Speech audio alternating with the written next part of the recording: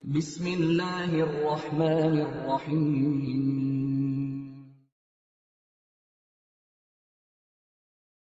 Assalamu alaikum wa rahmatullahi wa barakatuh. Since September 2019, the Islamic Education Trust Human Welfare Department has positively touched over 6,500 lives through its intervention program, the food aid program, the financial aid program, Qurbani meat distribution during Eid al-Adha, Widows Empowerment Program, the Orphan Care Program, and the Tree Planting Program. For this good work to continue and be sustained, we need your continuous support. Jazakumullahu khairan as we look forward to your generous donation. Wassalamu alaikum wa rahmatullahi wa barakatuh.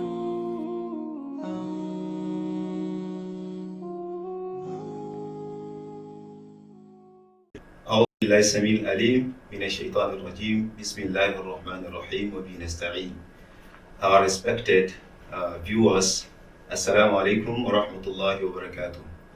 Today, inshallah, we'll be going through a series of talks on qualities of a good leader. And here with me in the studio is our respected Assistant Director, Research and Training of the Dawah Institute Islamic Education Trust by the name Sheikh Ismail Abdul Qadir. Assalamu alaikum wa rahmatullahi wa barakatuh. He is also a director of Markaz al-Huda, which he manages outside the institute. Inshallah, he will be our main presenter who will be taking us through a series of, as I said, talks surrounding leadership. But before I give him the chance to flow into these talks, I'm going to tell us about what is a leader. A leader is a person who is in position of leadership, who has influence to guide people to achieve a particular goal, and is a direct opposite of follower. And inshallah, don't think that this topic is particularly meant for only leaders. No, we have leaders at different level. We are not talking about president, governor, or chairman of a local government. No. Inshallah, we are going to hear from our Sheikh what is a leader, or who is a leader, and what are those qualities that are expected in a good leader. But before then, why is this topic so important that we have to discuss it in this studio today? It's important because Umar radiallahu anhu, he said in Sunan al-Darimi, reported by Tamim al-Dari, reported that Umar used to say, "Innahu la Islama illa bi jama'ah," that Islam will not hold without jama'ah. The activities of Islam will not hold without people coming together to practice it. Wala jama'ata illa bi imaratin, and jama'ah will not come together. It's not possible for you to have a group of people together without a leadership, without a leader controlling them, guiding them. وَلَا إِمَارَةَ إِلَّا بِطَاعَةٍ. And it's not possible to have a leadership, to have a leader without obedience. So because of this fact that Umar stated, that's why we are trying to look into this series of talks, bi-idhnillahi ta'ala. And before then, I would like to give you the summary or outline of what our Sheikh will be sharing with us. First of all, what is the concept of leadership in Islam? What is the idea surrounding leadership in Islam? Then the definition, which we have said earlier on. Then what are the roles of leaders, imams, and in Islam? What are the roles? What are the leaders expected to be doing in Islam? And also we have virtues, good leadership, and qualities of a leader. All this, inshallah, we'll be hearing them from our Sheikh. Sheikh, you are welcome.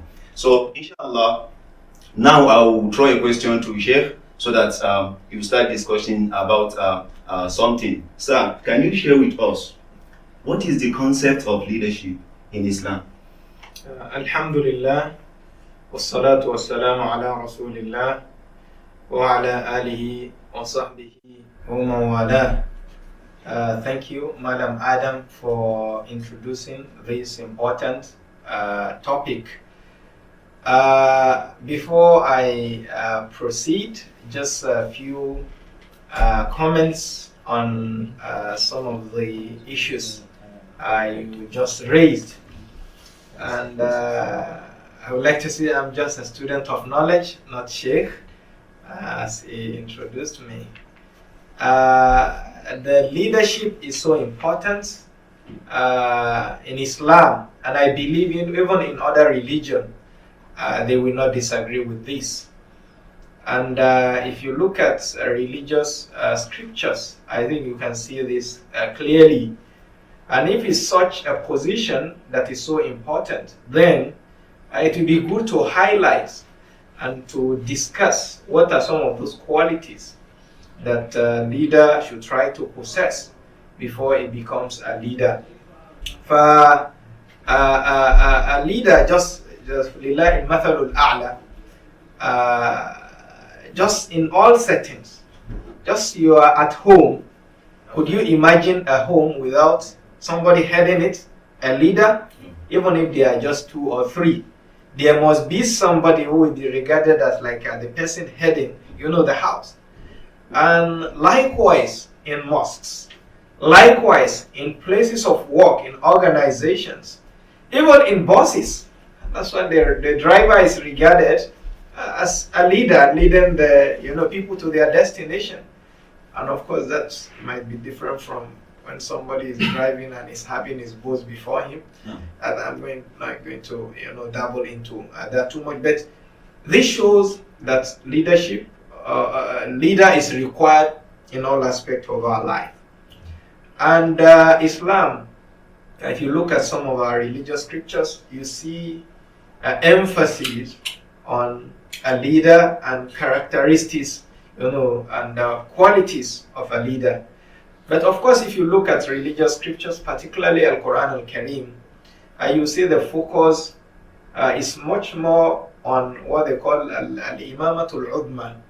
Because in Arabic, when they say leader, they could use Amir, they use Sultan sometimes, they use Ra'is sometimes, and Imam, which is used in the Quran.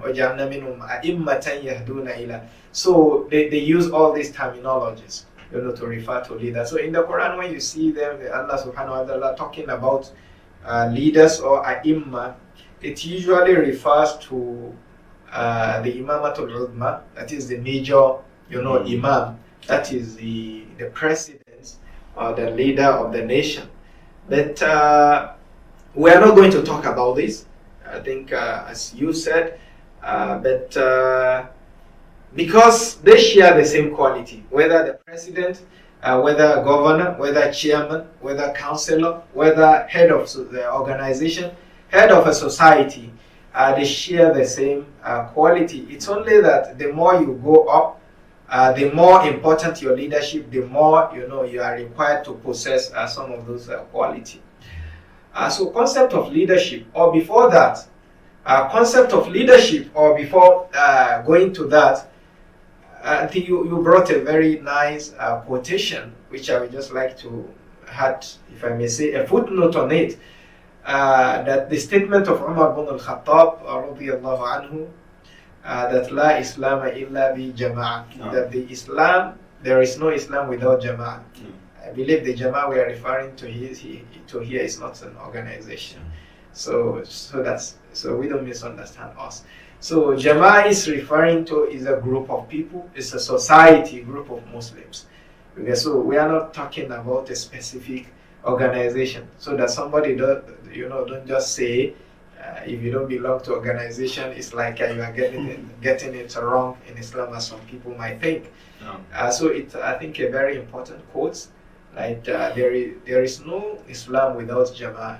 We have to have a group of people, and there is no Jama'ah. There is no way Jama'ah will prosper without having a leadership. And that tells you how important the leadership is. Concept of leadership in Islam, as you said, it's a fundamental issue in Islam. Because مَا لَا يَتِمُّ الْوَاجِبُ إِلَّا بِهِ فَهُوَ وَاجِبٌ. Something in which because, of course, you may not see a categorical evidence in Islam telling you that there must be or is a fundamental issue. Mm. But if you know that there is no operation or an organization or a society cannot operate successfully without a leader, then appointing a leader becomes compulsory. It becomes fundamental. And that's why when scholars are discussing this in various books, they will say the issue of imam having a leader, it's a fundamental issue. So when we say fundamental, we are not saying that it forms pillars of Islam as some sects. We think that we have our Arkanul Islam, which are 5. We are not saying leadership is the 6th pillar of Islam, but it's just so important and fundamental that without it, there will be chaos. There will be unrest in the society. So for that, so we know that it's important. House without a leader, there will be trouble. You get it? Society without a leader, whether good or bad, there will be trouble. And that's why even some of our predecessors prefer even having a bad leader, a tyrant. It's still better than not having a leader. You can see the importance of leadership, So another issue is that the Prophet ﷺ hinted to the importance of leadership in one of his hadiths in Sunan Abu Dawud, where he says that when 3 persons set out on a journey, they should appoint one of them as their leader. So when you are 3, you are traveling or you are going to a place, don't take it for granted. Just appoint one of you as a leader. So the scholars will say, if the Prophet had said this, that you should appoint a leader even if you are only 3, let me be awla, like it's more, required if you are a set of people or organization or a body, to have a leader, a good leader. During battles, that there can't be any battle from the time of Prophet ﷺ without a leader.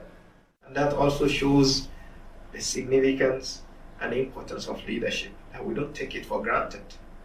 And that's why we're not talking about politics. But when it comes to people appointing their leadership, Muslims, of course, others, but I think the focus is much more on Muslims. We shouldn't take it for granted. Because, you just have to participate in appointing who is the best, who can help you, achieve some of your goals, and will drive you to your destination where you wanted to be. It's important. Another point also which will tell us the importance of leadership in Islam under the concept of leadership is action of the companions after the demise of the Prophet ﷺ. We all heard about the death of the Prophet ﷺ and when he passed on, because Prophet ﷺ was human being also. So you will die. You tasted death just the way other people also will taste death. When the Prophet ﷺ passed on, what happened? You see some scholars will say the Prophet passed on because unanimously on Monday. But he was not buried on Monday. He was buried on Tuesday night or so. Some scholars or historians will say the reason for that, one of the reasons for the delay of the court was to settle also some Muslims, the Muhajirun and Ansar. They were trying to fix the issue of leadership. Who will become the next leader after the Prophet? Because Ummah cannot prosper, without, a leader. These are some of the things that I think, tell us how important, the issue of leadership is in Islam, inshallah. Jazakumullahu khairan. We thank our presenter for that wonderful point. And now we'd like to know briefly our presenter, if you can shed more light on the concept of leadership. Does that only affect a president or governor or a chairman of a local government, or what is the coverage of leadership you are talking about? Another important point that shows under the concept of leadership is the action of some companions after the demise of the Prophet sallallahu alaihi wasallam. when the Prophet ﷺ passed on. He died on Monday, according to scholars, but he was not buried that day. Rather, he was buried on Tuesday evening or night. Some scholars are saying the reason for that was that some companions, Muhajirun and Ansar, were trying to sort out the issue of who becomes Muslim leaders after the Prophet ﷺ, which contributed to the delay, in burying the Prophet ﷺ. Jazakumullahu khairan, our respected presenter. Inshallah, our viewers, we are going to take a break, and after the break, inshallah, we are going to continue from where we stopped. Assalamu alaikum wa rahmatullahi wa barakatuh.